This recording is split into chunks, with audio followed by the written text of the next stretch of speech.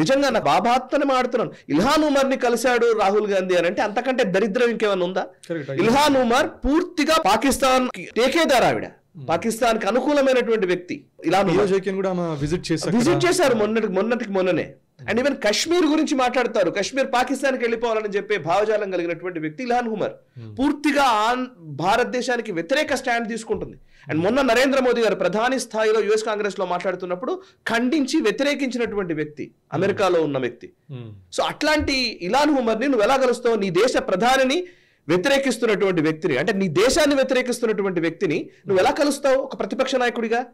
ఈ ప్రశ్న కాంగ్రెస్ వాళ్ళు అడగాలి అసలు. Actually this is very too much. ఇది నేను చాలా క్లియర్ గా చెప్తున్నా, టూ మచ్. అంటే ఇన్ఫాక్ట్ ఆయన ఒక అన్న స్టేట్మెంట్, భారతదేశంలో సిక్కులని కూడా వాళ్ళ పగిడి వేసుకొని లేకపోతే వాళ్ళు కడా వేసుకొని కూడా గురుద్వారాలకు వెళ్ళడానికి కూడా అవకాశం లేదన్నట్టు అన్నారు.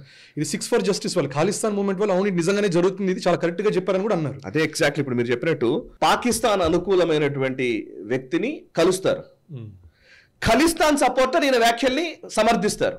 అంటే ఏంటి సార్ భారతదేశానికి ప్రతిపక్ష నాయకుడికి ఉన్న ఏంటిది? ఇదేం కర్మ మనకి? నాకు అర్థం కావట్లేదు. ఖాళిస్తానీ మూవ్మెంట్ స్టార్ట్ అయింది కూడా మళ్ళీ అది కూడా కాంగ్రెస్ రైట్స్ వల్ల, కాంగ్రెస్ వల్లనే కదా. సిక్కుల ఊచకపోతే ఎవరి వల్ల జరిగింది? అసలు ఖలిస్తాన్ తీవ్రవాదాన్ని పెంచింది ఎవరు? కాంగ్రెస్ పార్టీ కదా. ఎగ్జాక్ట్లీ అప్పుడు ఇందిరాగాంధీ చేసింది కదా. పరిస్థితులు వచ్చే దాని వల్ల కానీ జరిగింది. లేదు, బింద్రన్ వాళ్ళని కావాలని వెనక నుంచి క్రియేట్ చేసిందే ఇందిరాగాంధీ అని చాలా స్పష్టంగా ఖలిస్తాన్ గురించి పనిచేసిన చాలా మంది పెద్ద పెద్ద నాయకులు వాళ్ళందరూ పుస్తకాలు రాశారు. నేను కూడా ఒక రా ఆఫీసర్ తో ఇంటర్వ్యూ కూడా చేశాను, జిబిఎస్ సిద్ధు గారితో. ఆయన చాలా స్పష్టంగా చెప్పారు మనతోనే ఏం జరిగింది, ఖలిస్తాన్ ఎలా పుట్టింది, దానివల్ల ఏం చేశారని.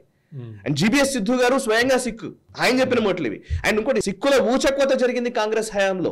అండ్ ఇవాళ సిక్కులు పగిడి కట్టుకోవడానికి లేదు, లేకపోతే కడా వేసుకోవడానికి లేదు అని చెప్తూ ఉంటే ఎంత అన్యాయం ఇది, ఎంత దారుణం ఇది. ఎవరిని ప్రేరేపిద్దామని.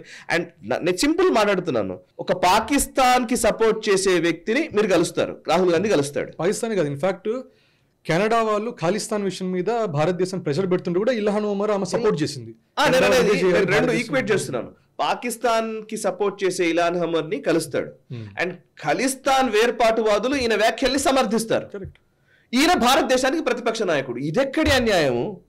సో కాంగ్రెస్ నిజంగా, నేను ఎంత పెద్ద పెద్ద గొప్ప గొప్ప నాయకులు ఉన్న కాంగ్రెస్ పార్టీ ఇది చిన్న పార్టీ ఏం కాదు. అది కాంగ్రెస్ పార్టీకి అందులో ఉన్న నాయకులు చాలా గొప్ప గొప్ప వాళ్ళు. ఈ వీడియో మీకు నచ్చినట్టయితే లైక్ చేయండి, 10 మందికి షేర్ చేయండి. అలాగే కామెంట్ల రూపంలో మీ అభిప్రాయాలను మాతో పంచుకోండి. Nationalist hub group of channels ను సబ్స్క్రైబ్ చేసుకుని తెలుగునాట జాతీయవాద జర్నలిజాన్ని ప్రోత్సహించండి. ఈ వీడియో కింద ఉన్న బెల్ ఐకాన్ పై క్లిక్ చేయడం మర్చిపోవద్దు.